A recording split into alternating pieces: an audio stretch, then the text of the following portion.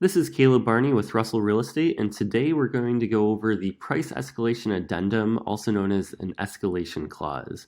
So at the top of this form, you're just going to have the information regarding the property that you're writing an offer on. So address, city, zip code, who you are as the buyer, and who the seller is. And then we're actually going to get into the first section of the addendum. That section states that this is an addendum to the purchase agreement, and that basically any of the terms addressed in this addendum are going to supersede that of the purchase agreement. But if it's not addressed here, then just refer to that for that information.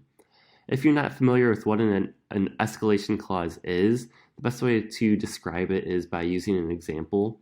So let's say that you're looking to purchase a $250,000 property. That's what it's listed at, but you're actually willing and able to make an offer at $270,000. Do you just go ahead and write an offer at $270,000, not necessarily knowing if you're competing against another buyer and then potentially paying thousands of dollars more than you need to?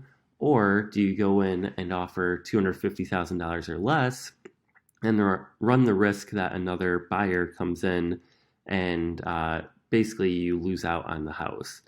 Well, this addresses that because it says that if there is a competing offer with terms acceptable to the seller and the net purchase price is higher than the net purchase price offered by you, that you would actually pay, whether it's $500 more or $1,000 more than the next competing offer, up to a maximum purchase price of, let's say, $270,000 in this example. So if they offered $256,000, you'd go to $257,000. If they went to $261,000, you'd go to $262,000. If they go to $269,000, you go to your maximum purchase price of $270,000 here. But if they go above that, then you're still capped out at the $270,000. So this is a way where it can basically get you the home for as little as possible, just because you're going to only pay, say, $1,000 higher than the next greatest offer. Section 3 is in regards to the mortgage financing contingency. So if you were planning on putting down a specific percentage, so whether it's 3.5%, 10%, 20% down, if you wanted to put that same amount down, we'd check off this here. If you needed to bring any cash to make up the difference between the original purchase price of the $250,000 and then the new purchase price between the $250,000 and the $270,000, you can actually do that by bringing cash to closing and put that amount right here.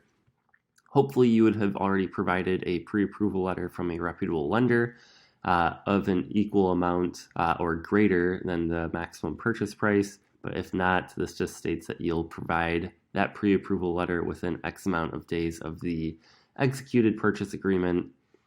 And then the last section of the financing, this agreement is subject to the property appraising at or above the final sale price, otherwise voidable at buyer option. Honestly, if you're trying to make this as appealing as possible to the seller, you're not going to check that off, because if you really are paying a purchase price $20,000 greater than their asking price, it might not appraise.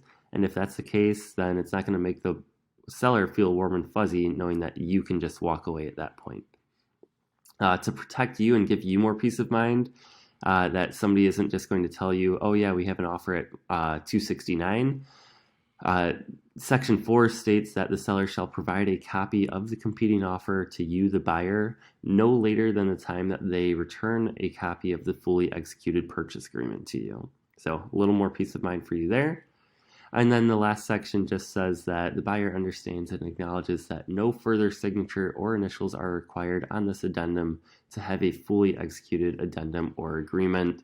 And then at the request of the seller, the buyer's lender, or any of the real estate licensees involved in this transaction, the buyer agrees to sign or initial and date the residential purchase agreement to reflect any increase in purchase price. So basically just updating the purchase agreement there.